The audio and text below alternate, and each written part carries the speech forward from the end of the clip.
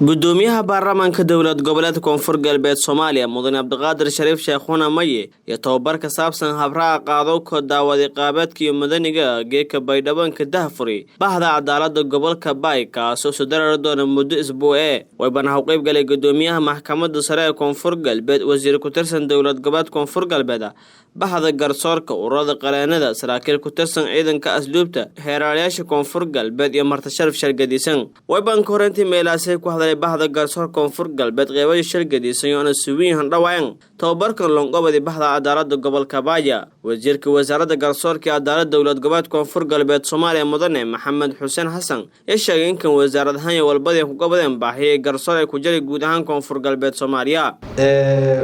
daban mudadan gaaban dadaalka labi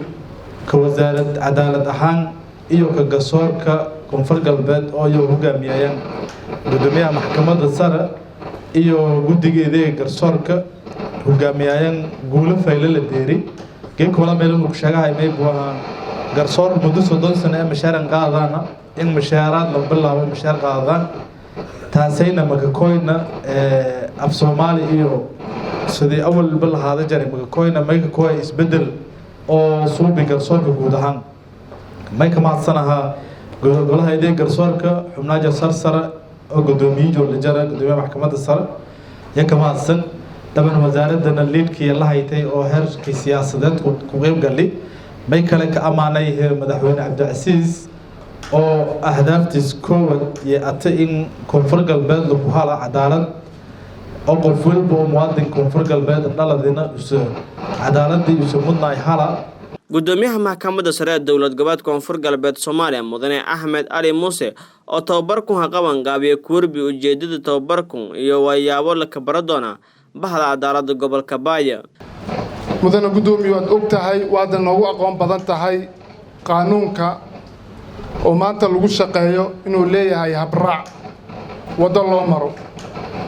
qof waliba oo muwaadin ah oo maxkamadda imaanayo wuxuu leeyahay habraac uu maro garsooraha dacwada qaadaya wuxuu leeyahay habraac uu maro dhamaanteen waxaan hagaaya waa habraaca xeerka ha ahaado xeerka ciqaabta ama ha ahaado xeerka madaniga mudane gudoomiye habraacaas ayaa waxaan go'aansanay inuu noo bixiyo garsooraha ka tirsan maxkamadda sare ee dalka Xasan Cabdinuur oo hore u ahaa ku-xigeenka xeer ilaaliyaha guud ee qaranka waxaan aaminsanahay inuu yahay ninkii munaasibka ku ahay oo maanta noo faa'iideyn kara dhamaanteen hadaan nahay garsoorka gobolka Baay waxa kale nagala soo qayb galay tababarkaas oo ka faa'iideysanayo mudane gudoomiye waxa kamid ah baarayaasha ka tirsan CID-da oo ayaga la faahantooda goobjoog ay yihiin waxa kale ka faa'iideysanayo taliska asluubta waxa kale ka faa'iideysanaya baarayaasha booliiska ee degmada Baydhabo dhamaanteen waad ogtahay mudane gudoomiye waxa naga dhaxeeyay waxa wada xiriir shaqeed waxa kale ka faa'iideysanayo ururka qareenada koonfur galbeed la faahantooda ayagana xubin ay ka yihiin bahda cadaaladda anaga mar waliba waxaan xoog saaraynaa hadaan nahay garsoor inuu saxnaado habraaca aan u qaadayna dacwada garsooraha asaa go'aanka iska leh ka gaarista dacwada laakiin se garsooraha ma khaldi karo habraaca loo jideeyay inuu qaato gudoomiyaha baarlamaanka dowlad goboleedka koonfur galbeed Soomaaliya mudane Abdiqaadir Shariif Sheekhoona Maye oo si rasmi ah Dahfuri tababarkii bogaaday sida fayl wala ku gobadi baahiye garsoor ay ku jari deegaanada koonfur galbeed soo mahadnaqay gudoomiyaha maxkamadda sare koonfur galbeed iyo wasaaradda garsoorka cadaaladda koonfur galbeed oo juhdi dadaal dheer ka bixiyay sidoo kale garsoor cadaalade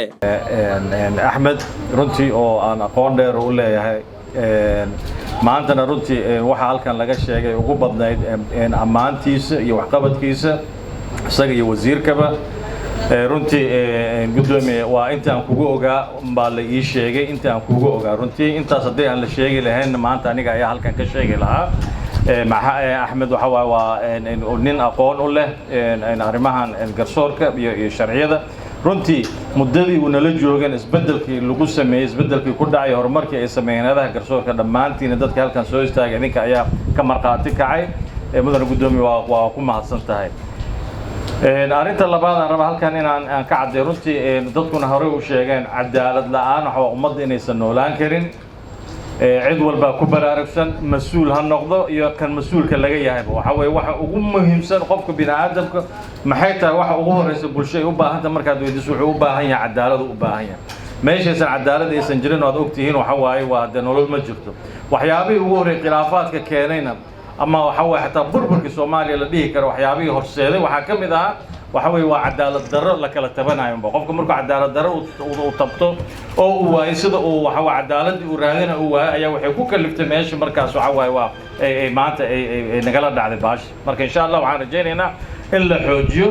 cadaaladaas maantana idinka ayaa mas'uuliyadaas qaaday runtii waxaan rabaa intaanan aan ka degin meesha inaan u mahambaliyeeyo ugana mahadceliyo waxa waaye xubnihii golaha baarlamaankii koowaad ee dowlad goboleedka koonfur galbeed oo Soomaaliya oo sida aad la socotaan taariikhda shaqadii ugu horeysay ay qabteen bishii March baarlamaanka markii la soo dhisay guddoonkiisa la soo doortay bishii January hawshii ugu horeysay ay qabteen bishii March 2 bil asagoo jira baarlamaanka waxay ansixiyeen sharcigii lagu aasaasay guddigan adeega garsoorka ee dowlad goboleedka koonfur galbeed Soomaaliya waxayna ansixiyeen xubnaha guddigan adeega garsoorka runtii marqaatiyaad ka tihiin dadkii waa xilligaas joogay waxa ugu horeysay marka baarlamaanku uu gartay intuusan u daadegin shuruucdii kale laga sugay iyo howlihii kale oo qabanay waxa waaye markaas maadaama aan ku jirnay dhismihii dowladnimada aan ku jirnay waxyaabihi asaas maadaama xukuumadii ay dhisantay baarlamaankiina uu dhismay baahida saddexaadkii kale saddexaad oo loo baahnaa ahaa adeegii garsoorku ahaa waxa weeye inay garteen marka waxa runtii aadan uga mahadinayaa Faisal Dhayo Hussein Radio Television Koonfur Galbeed magaalada Baydhabo